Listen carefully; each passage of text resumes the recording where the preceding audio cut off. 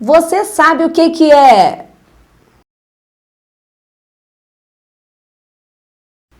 isso? Então vem comigo.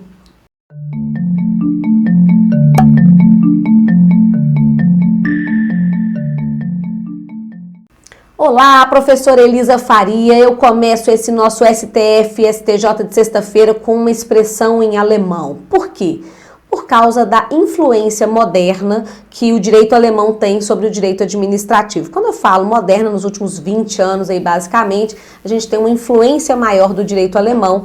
No começo do direito administrativo, lá em 1700 antigamente, veio mais o direito francês, o direito italiano também tem grande força logo em seguida, mas o direito alemão tem aparecido em muitas teses do STF. Uma delas que vocês conhecem muito é a tese da proteção da confiança legítima, aquela que diz que quando você passa no concurso, dentro do número de vagas, né, que a administração pública tem que, de preferência, te nomear, salvo alguma situação muito excepcional, mas que tem que ser devidamente justificada, né? E aqui, essa expressão em alemão, vamos vê-la de novo?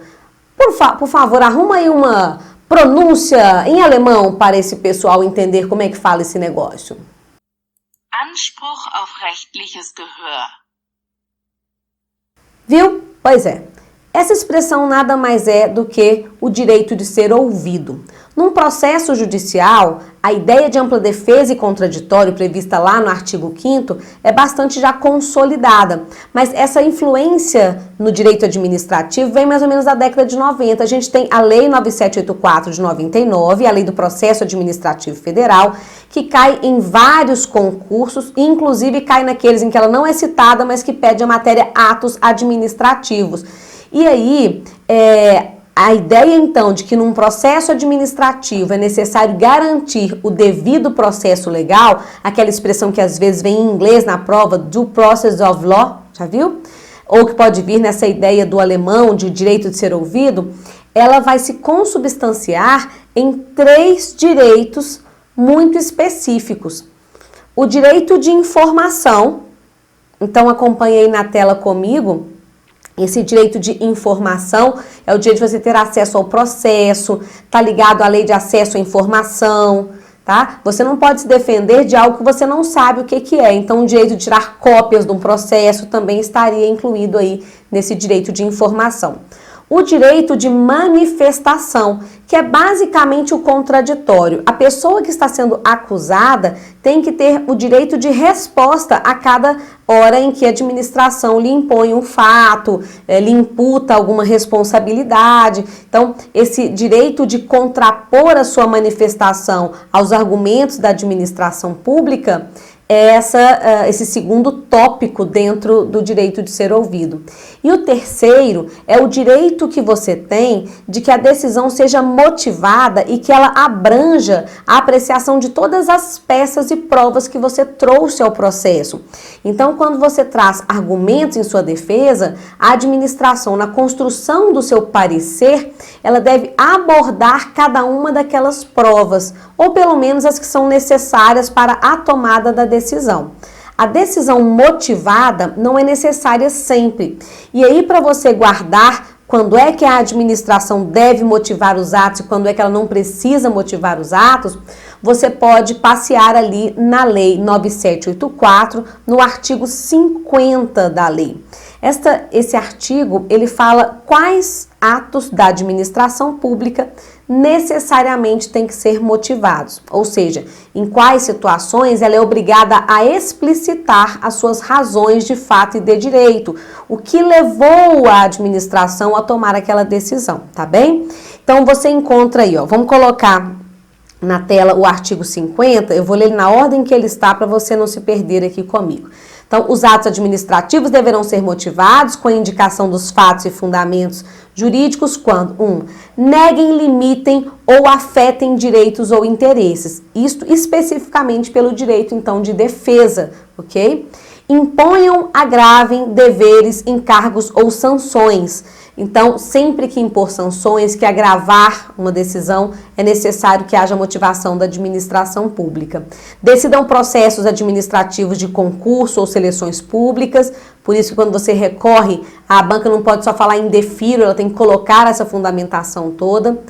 Na matéria licitações, os que dispensam ou declaram a inexigibilidade licitatória, os que decidam recursos administrativos, aqueles casos em que a lei determina, né, a necessidade de reexame de ofício, e quando a administração deixa de aplicar jurisprudência já firmada sobre um determinado assunto, uma súmula vinculante, ou uma jurisprudência muito consolidada, e ainda naqueles atos que importam anulação, revogação ou convalidação de ato administrativo.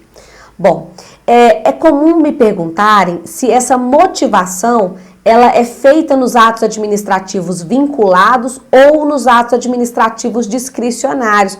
Mas essa pergunta ela tem um erro. Por quê? Não é essa a questão que vai diferenciar o ato que vai ser motivado do que não vai ser. Por quê? Veja bem, um ato vinculado, ok? A aplicação de uma demissão numa hipótese de abandono de cargo. Se a pessoa abandonou o cargo e vai ser demitida, a lei fala tem que demitir. Então, este é um ato administrativo vinculado. A administração terá que motivar essa demissão?